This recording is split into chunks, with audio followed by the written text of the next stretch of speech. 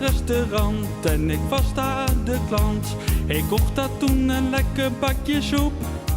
En ja, en ik nam toen een hap. Nee, ik maak echt geen grap. Voor mij was het absoluut geen troep. Ik zei het smaakt goed meneer, doe maar nog een tweede keer. Want zometeen moet ik weer terug naar huis. Morgen vroeg mijn bedje uit, kopje thee met beschuit. Dit iets knalt er aan me uit. Want hij was super die soep. Ik laat me even lekker gaan.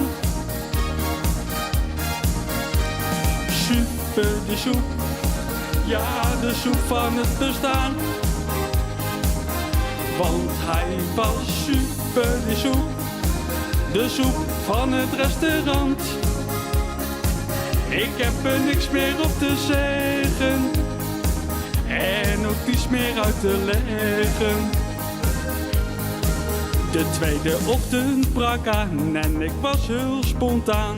De soep van gisteren was super soep. Hij zei ik weet het mijn jong, dit is waar het begon. Het is ook niet voor niks mijn beroep. En ja, en ik was best op schrikken, want dat kwam niet uit blik. De soep was juist met eigen hand gemaakt. Een beetje kruiden erin, dan heb ik heel veel zin in die soep. Dat dan lekker smaakt. Want hij was super die soep. Ik laat me even lekker gaan.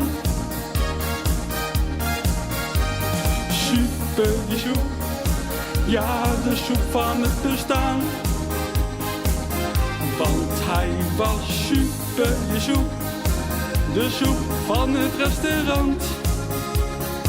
Ik heb er niks meer op te zeggen.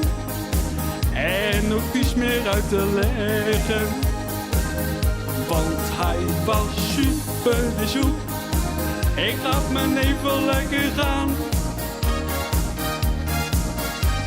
Super de soep. Ja, de soep van het bestaan. Want hij was super de soep. De soep van het restaurant. Ik heb er niks meer op te zeggen.